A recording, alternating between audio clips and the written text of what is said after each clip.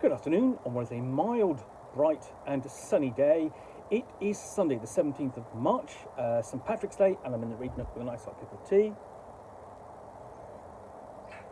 And package all in black to unbox.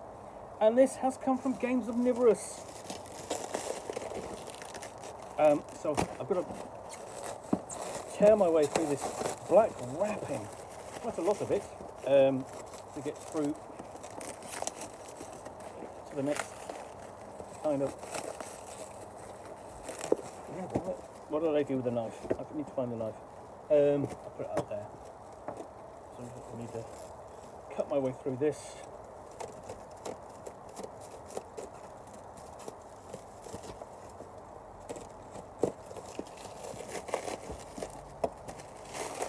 And I always like receiving packages from Andre at Games Omnivorous because I know they're going to be interesting and very playable, very readable, really great production values. Not necessarily heavily wrapped in black plastic, but you know.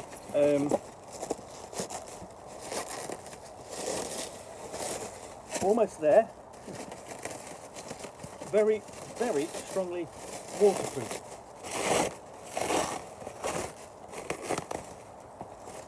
Hooray! Finally got to the box and after all that. Okay, how's he sealed the book? No, going to make it very easy for me.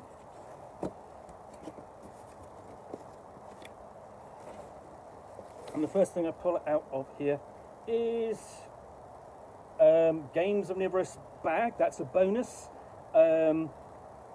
Somewhere nice to store all of my Games Omnivorous titles safely.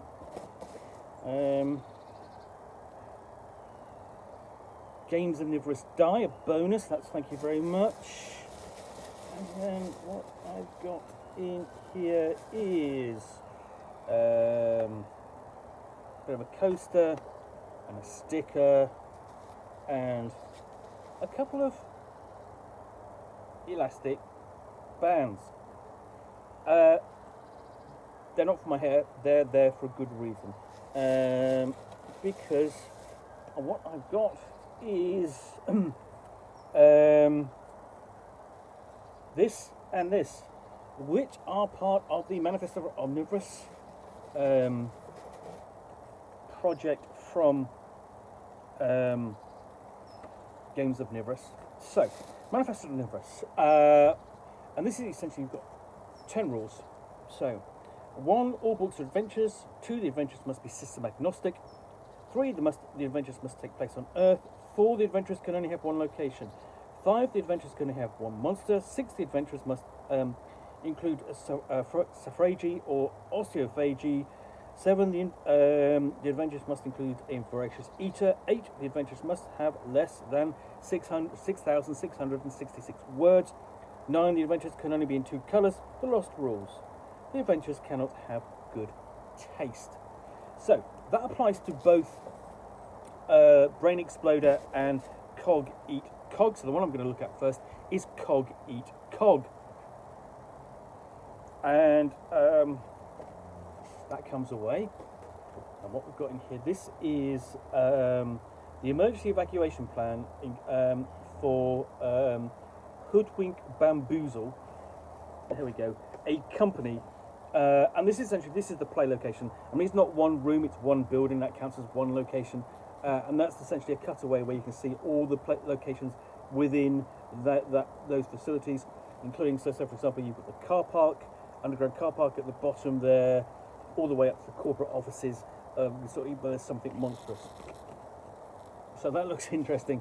And you've got the author details, artwork, editing and so on the back. And then we have Hoodwink Bamboozle, sort of like frontage there. It's another regular Monday morning in the offices of Hoodwink and Bamboozle H&B, a company with apparent business model other than publishing impenetrable industry reports. Well, no apparent business. Today is let's have a look. Heckler Reed Molson's final day in the job before he retires.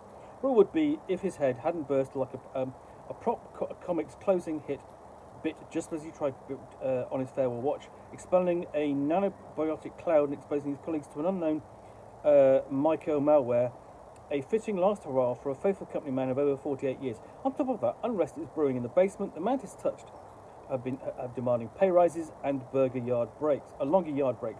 No one is coming home for time for dinner, that's for sure, and the evaluator is out of order. Again, Mondays, right? And there's even sort of like an anti-Dilbert cover cartoon in the corner there. And so we've got a table for the player characters. Who are they? And then details about coffee in the setting, important, because hey, this is a corporate hell.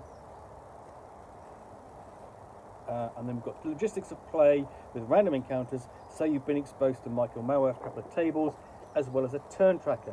So that, essentially there we go, there's the random encounters, and then you've been exposed to the malware, or that should be, might be malware if you're thinking of mycelium. I've got a timeline of events and the PA messages which will the player characters will hear as they proceed through the offices of Hoodwick and Bamboozle. And then we've got particular locations. So here, floor third rooftop. Second floor executive, floor second executive floor. So essentially the characters at the top and they're going down trying to escape. Encountering places like the lounge and Remington Oof's office and whatnot might be found there. Conference stroke sacrifice room.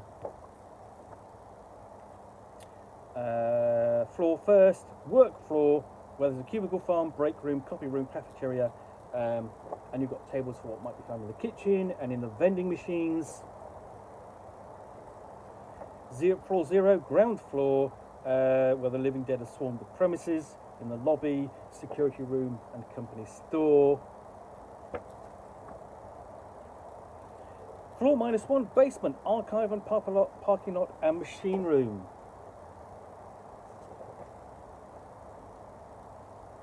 Person of interest, Remington Oaf, Pion Mulvaney, Ignis Zill, New Guy, Slade, Web Dweeb, or Weeb Dweeb.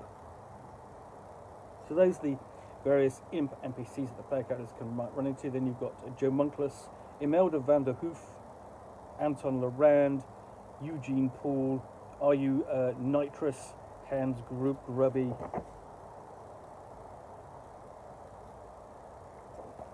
Complete with illustrations and, very kind of basic bullet point descriptions. So Imelda van der Hoof, personal assistant to Remington Oaf, secret android invulnerable to the malware, prime directive is maximize comfort profit at all costs, has access to Oaf's personal computer. So essentially that you've got bullet points on each of the NPCs, and then we have office drone creator, so name, what they're doing, secret, what they want. So instant NPCs with 4 rolls of a 10-sided die. Cubicle generator, what's unique about it, and whether it's occupied at the bottom there, and then a loot generator for finding things, and that's it. So, and what happens is that slots on into that, and then you take